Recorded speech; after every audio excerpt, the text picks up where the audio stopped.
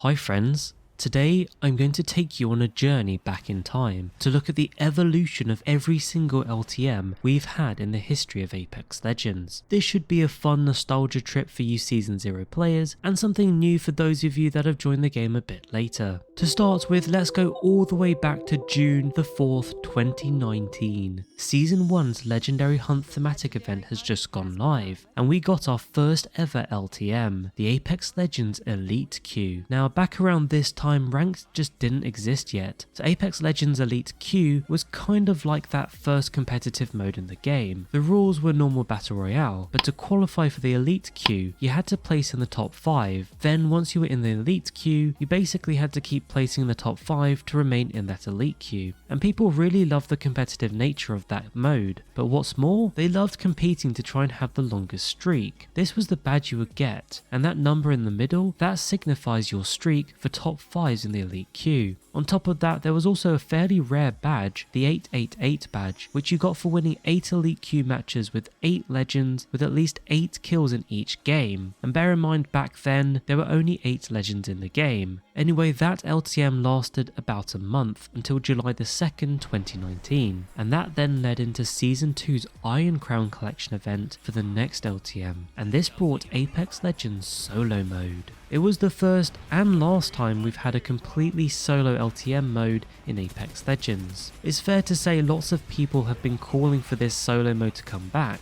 But at the same time, if you did play in that solo mode, it was fun to start with, but it got to a point where servers were just full of people teaming, and that kind of ruined the fun. Having said that though, it was kind of nice to have that solo experience. It was the normal battle royale rules, but you had 60 solo players loading into a server. It was only around for a few weeks though, and it ended on August the 27th, never to be seen again. Season 2 brought another LTM a bit later that month with Armed and Dangerous, and this was the first of many times we would see this LTM. You'll be familiar with this one, it's shotguns and snipers only. Remember back then there were no starter kit or evo armor, so it basically meant a lot of this time in this mode you'd be running around without any armor at all. Although to be fair, the snipers weren't that strong back then, if I remember correctly at least, and the charge rifle definitely wasn't in the game back then, so the mode kind of felt more balanced than it was in more recent versions of this game mode. Hopping on to Season 3, this was the longest season we've ever had in the history of Apex Legends, and that meant it had a lot of LTMs across the season. Halloween time brought the first of Season 3's LTMs with Shadowfall. You essentially start this game mode as a solo, but then when you die you come back as a shadow. Your goal is to kill the living players. When you get it down to about 10 living players left, then those 10 living players have to work together to make it to the dropship to escape, and that's how they'd win the game. Unfortunately, as a shadow you only had 30 health, and even though you did 150 damage per hit, because your health was so low you died super quickly, and that just meant loads of people used to leave the game after becoming a shadow, which kind of ruined the fun of this mode a little bit. There was one funny bug if you did play this mode, that if you got 20 kills just by killing the shadows, which like I mentioned were really easy to kill, it would actually give you the 20 kill badge for a period of time.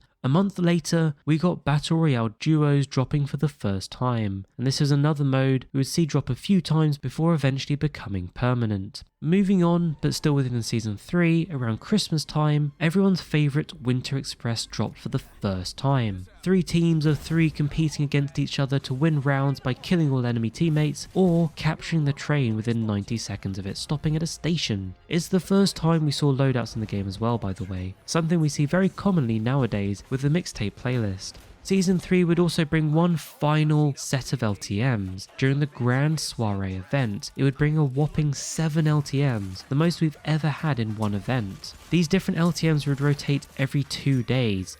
The first was Gold Rush Duos, this was our second time seeing duos, and in this one it was duos but all the weapons were fully kitted gold and care package weapons. This was then followed by Live Die Live, where dead squad mates automatically respawn when the ring closes, and begins a new round. After that came Third Person as an LTM, which I recall a lot of people really enjoying. The next 2 days saw Always Be Closing drop, which was a mode where the ring never stops moving and it deals increased damage if you get caught in it. After that came Armed and Dangerous. This time it was set on World's Edge, which was the new map back in Season 3. Following that, it was King's Canyon After Dark. As it sounds, this was actually just the normal Battle Royale mode, it's just the map it was set on was King's Canyon After Dark, which was released for the first first time during Shadowfall just a few months earlier. The final LTM during this event was Dummy's Big Day. This was a really fun mode where everyone played as a dummy, and as those dummies you had a set of generic abilities which you could then use. One of those abilities was actually the devs sneaking in Mirage's future ultimate. Anyway, that would round out Season 3's LTMs. Like I said, it was the longest season we've ever had in Apex Legends, and that's why it's had so many LTMs.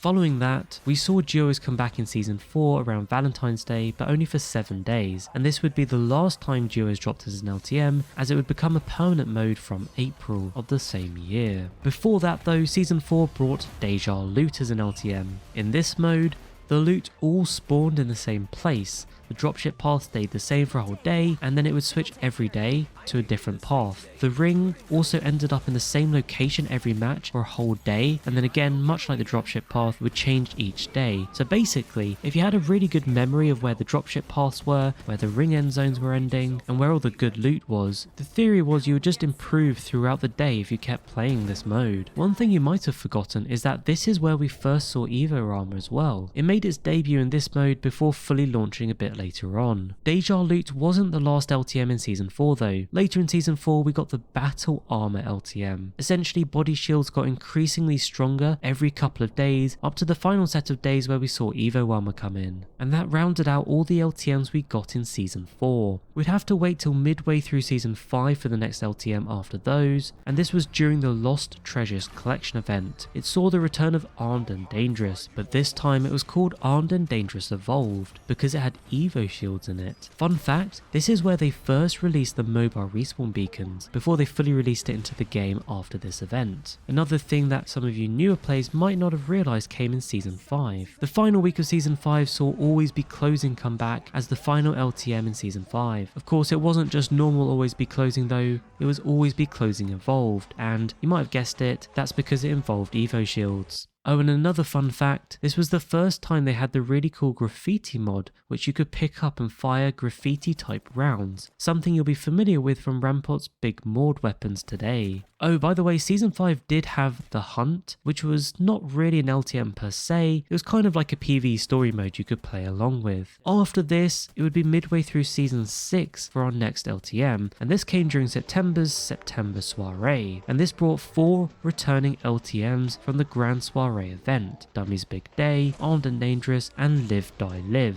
Those are returning LTMs. We did see a new LTM drop later on in Season 6 called Flashpoint. It was a normal trios mode, but there were no heals in the game. Instead, there were these big domes that would heal your health and your shields when you were inside them. Plus, the ring was always moving in, so you kind of had to move strategically between these Flashpoint modes. Personally, I had a lot of fun in this mode, despite Season 6 being one of my least favourite seasons. We did get one more LTM in Season 6, and this was Shadow Royale, essentially a new take on Shadowfall, where this time instead of being solo you would load in as a team, and then when you die you become a shadow, but you support your teammate as a shadow, which I think I preferred to Shadowfall. This then rounded out Season 6 for LTMs, moving us into Season 7 for the next LTM. Now, I guess technically the Olympus preview was kind of an LTM. I think it was the first couple of days it was available, and it was basically a mode where you could just go in and look at the brand new map, Olympus, and even though there were guns on the map, you couldn't shoot other players and other players couldn't shoot you. Following this, the next LTM came at Christmas time, and you might have guessed it was Winter Express returning again. It had a few minor tweaks, but essentially it was still the same game mode, all set around that Christmas train. Season 7 had a final LTM called Airdrop Escalation, and this was kind of the start of those LTM takeovers, which you'll get to see a little bit more as we start moving through the rest of the evolution. Now, Airdrop Escalation, as you might have guessed from what I just said, was a normal battle royale, but the care packages increased in frequency and rarity as the rounds went on, and because it was a normal BR, it meant it took over the normal playlist of trios and duos, instead of being a completely separate LTM. Moving forward, with the launch of Season 8, an LTM called Locked and Loaded dropped, which essentially was the normal battle royale, but you dropped in with a full white kit and a Mozambique, along with 2 shield cells, 2 syringes, and 16 shotgun ammo. Effectively, you might have worked out, this was when they were testing that starter kit, which today you'll be familiar with because we now drop in with a full white Evo, a helmet, and a few other little bits. Back then, this was essentially them testing that out, although they did include the Mozambique, so you landed with a weapon, but they quickly realised afterwards that that was a little bit overpowered, and it kind of took away from that fun punching scenario you get when sometimes you first land and you can't find a weapon. Season 8 though would bring more LTMs. The next one was Ring Fury. In addition to the normal ring, whenever the round starts, multiple other rings flared up, and this would then increase with the levels, which escalated over a couple of days, up to the final few days where there were 20 ring flares, which just made it a very crazy game mode. And what's worse, Mad Maggie was the ring announcer. Now I'm sorry to you Mad Maggie fans, but it was one of the most annoying things about this game mode, just constantly hearing her voice throughout the whole game. That wasn't the end of LTMs in Season 8 though. Season 8 finished with War Games, an event that was supposed to bring 4 LTMs. Actually, technically it was supposed to bring 7, but 2 were scrapped before the event even went live. The ones that did drop were Armor Regen, which was a normal battle royale, but your shield auto-regenerated as long as you didn't take damage for 8 to 16 seconds. The other mode was Second Chance, where teammates would come back when they died, but this had a bug, so they pulled it out very quickly. So if you didn't happen to be on the game at the time, you probably didn't even get to play this game mode. The other mode was Ultra Zones. This is where you had 3 hot zones instead of 1. The final mode was Auto Banners. This is where you auto-retrieved your teammates' banners, but this also had a bug and it was basically taken down straight away. So again, you probably didn't even get a chance to play this one. Now there was one other mode that was supposed to go live with this event called Killing Time. However, they decided not to drop this in. Instead they said they were saving it for later, although to this day we've not seen Killing Time come to the game. Maybe one day we'll see it. Or not. Anyway, you can kind of tell from this, what looked like a promising 7 LTMs coming in one mode turned out to be a bit disappointing. And this is a common theme you're now going to start seeing with the rest of the evolution of the LTMs from this point onwards. Now bear in mind, those Wargame LTMs were back in Season 8. That was around April 2021. From that point though, we didn't actually get another LTM until Season 10 for the Halloween event on October the 28th, 2021. That's almost half a year without an LTM. Although to be fair, Arenas was added in Season 9, which I guess might explain why they skipped over a whole season of LTMs. This Halloween LTM was just a returning Shadow Royale though. It had a few minor tweaks, but in all honesty, it was basically just a returning LTM. And that theme would kind of continue in the next season, Season 11, at Christmas time, where they brought back Winter Express. Again, a few tweaks, but at its core, it was basically the same Winter Express event from the year before. We have to jump forward to Season 12 to find a brand new LTM, and this was when Control dropped. It's a funny one because I guess technically it was an LTM at the time, but everyone kind of knew the intention was for it to be permanent. So in a way, it's a bit of a funny one to call an LTM. That was it though for Season 12, and you have to jump forward to Season 14, where we got Gun Run dropping as an LTM. It was only around for a few weeks, but lots of people were enjoying this. I certainly had a lot of fun playing Gun Run for the first time in Apex Legends. If you don't know what Gun Run is, you probably do now because it's in Mixtape. And back then it was pretty much the same. You work as a team of 3, you got to level up through all the guns, and you got to get a kill with a throwing knife when you get to the final weapon. Now the good thing about Season 14 was Gun Run wasn't the only LTM, because Shadow Royale returned for Halloween. We also had Gun Run and Control come back at various points before that as well. No doubt you can start seeing a pattern here though. They've stopped introducing brand new LTMs. Apart from the odd one here in Control or Gun Run, they've definitely been reusing a lot of old LTMs. And you kind of see that in the evolution, where for the first 8 seasons, they were bringing out new and fairly innovative LTMs, and they were dropping multiple LTMs each season, some seasons having almost double-digit LTMs. And it's evolved to a stage post Season 8, where it's kind of been 1 LTM every season,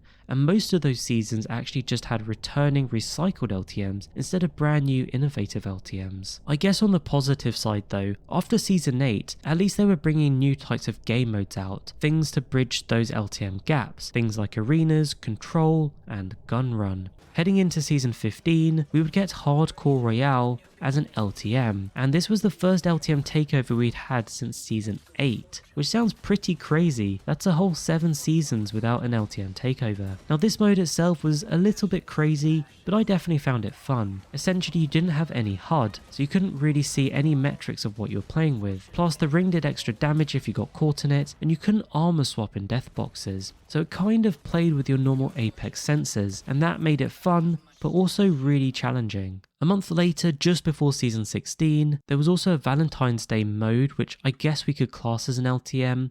it essentially took over duos and it was called Date Night. There wasn't much different from the normal duos mode, except that you had a really cool bow that healed you for a portion of the damage you dealt. Plus, there was a cool passive healing zone that let you heal your squad teammates while you healed yourself. So that mode will round out Season 15's LTMs, and we would have to look to Season 16 for the next LTM, and this came in the form of Team Deathmatch. Again, a little bit like Control and Gun Run, it's a funny one to call an LTM, knowing that it's now permanent in Mixtape. However, back then in Season 16, it was classed as an LTM, although the plan was already written in stone that it would form part of Mixtape with Control and Gun Run, and thus becoming a permanent mode. Later in Season 16, we saw our first LTM for Team Deathmatch. It was called TDM Unshielded, also known as TDM Deadeye. You followed the normal TDM rules, but you didn't have any shields, helmets or nades. Plus, it had very specific loadouts that included the Kraber and the then care packaged Hemlock. This same mode would drop again in Season 17 as an LTM. On top of that, Season 17, you would know, had Kill Code, A Thief's Bane, which again might not be classed as an LTM, like it was kind of more of a story-based in-game mode, but it was available for a limited amount of time. There was also the Node Tracker Takeover, which was a very subtle LTM. It really didn't do much, apart from giving you that node tracker which you could use to get node points, to get skins and rewards in the node tracker store, plus you could get extra loot in game.